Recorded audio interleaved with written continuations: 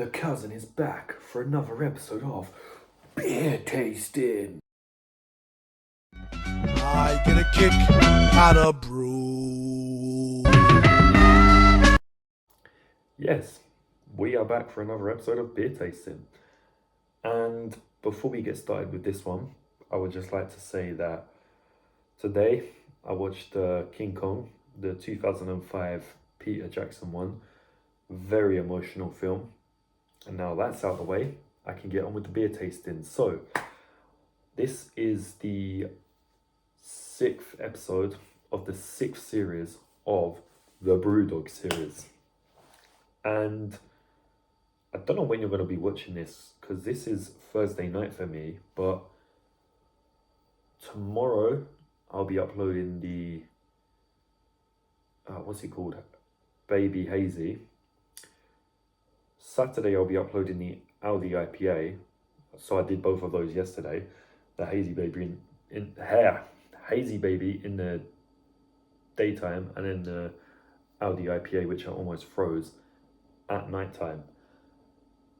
And then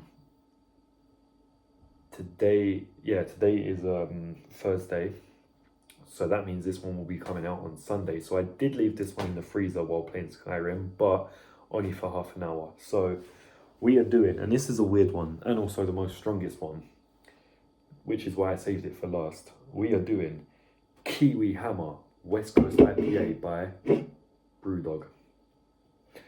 Yeah, I don't know what the fuck Kiwi Hammer means.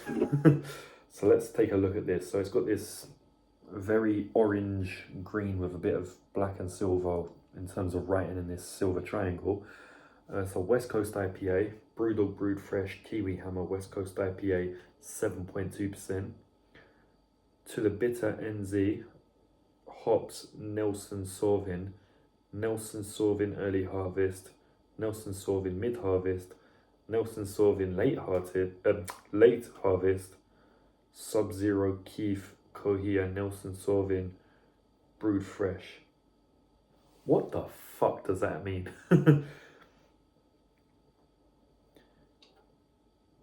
This is weird. I don't know, because it says to the bitter NZ, and I'm pretty sure Kiwi is a slang word for people from New Zealand. So is this from New Zealand?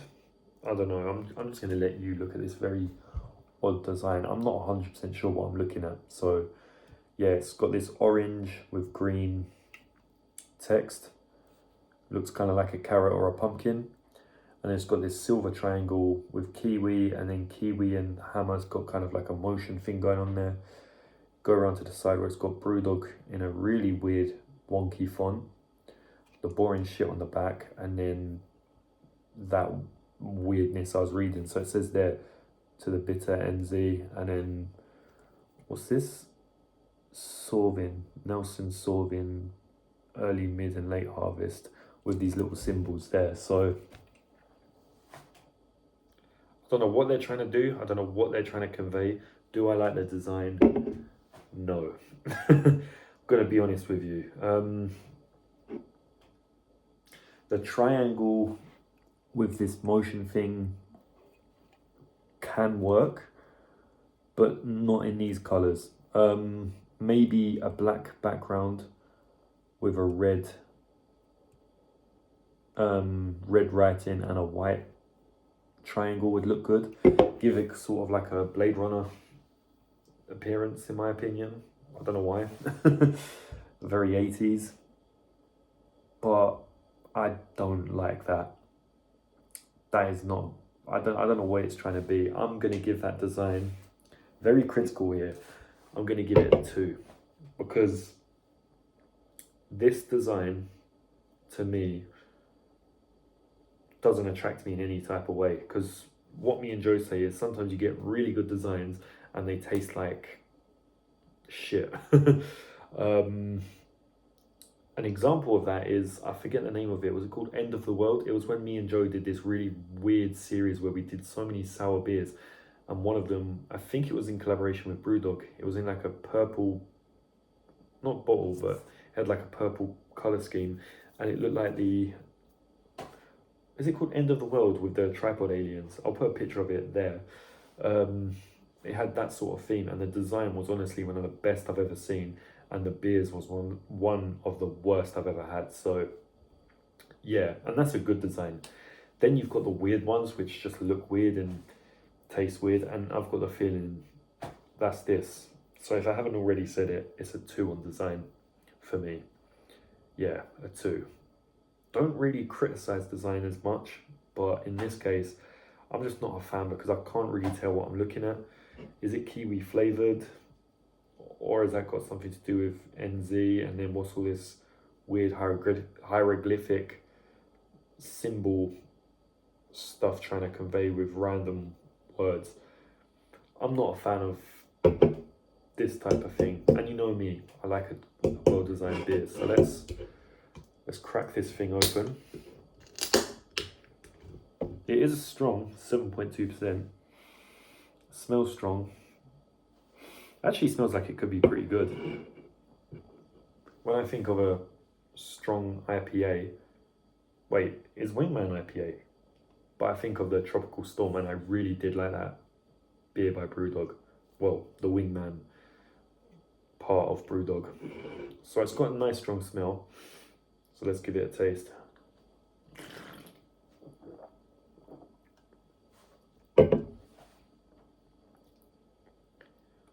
It's got that fuzzy taste of an IPA. It's got such a zzz taste. A bit like how it's just going zzz up with the motion. That's how it tastes. At first I thought, and then as the taste went on, I thought, oh.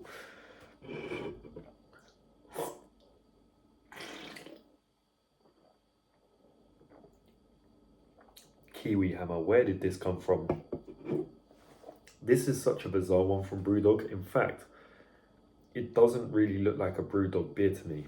Even the BrewDog sign, which never really changes, is now all wonky and disorganized. This isn't a BrewDog, it's an imposter. This is a weird BrewDog, and not in a good way.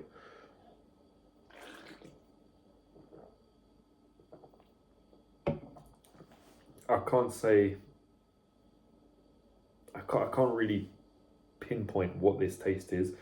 Parts of it I like, parts of it I don't. This series has been very good, going down to average, like okay, goodish. Some, you know, I've said that in literally all the videos we've done in this series. This is in its own category of just weird. I suppose the closest thing to that on Joe's criteria when it comes to the taste would be Lost, but it's not Lost because it's definitely there. It's just weird. And I have no idea what to give that.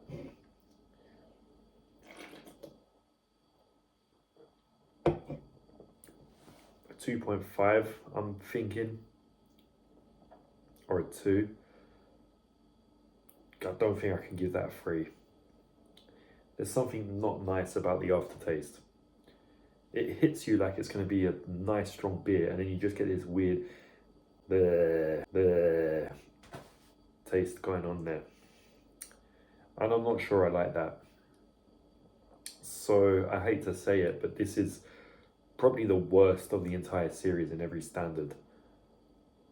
The orange one was a bit weird. The baby hazy was, when I say a bit weird, I mean with the bitter orange juice taste, but then it did taste like what it's supposed to, I guess. The baby hazy was just really light, but both of those, you know, I could justify drinking again. Actually, not really, but more so than this, because this is just weird.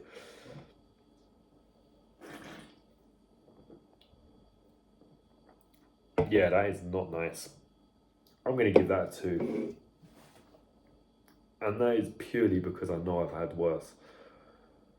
And overall, I'm just going to give it a 2.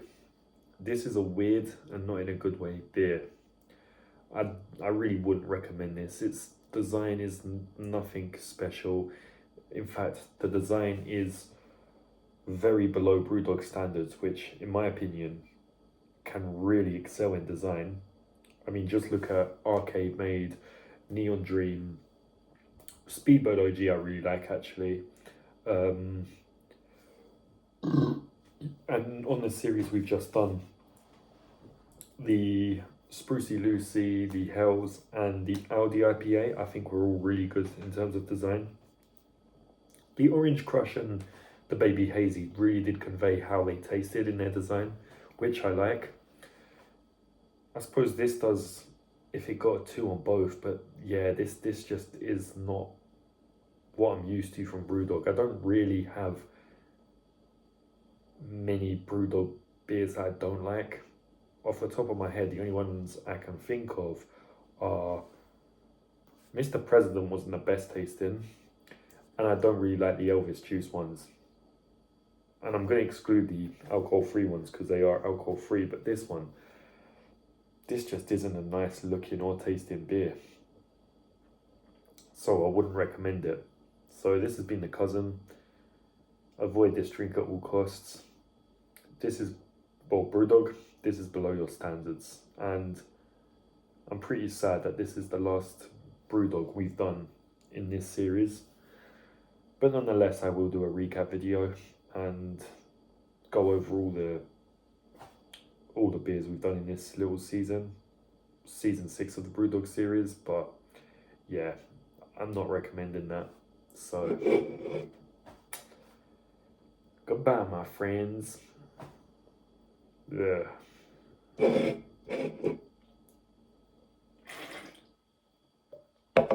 Yeah. Look at that. That is Eastbourne. It's like being in a tropical country. Man, this place is so nice.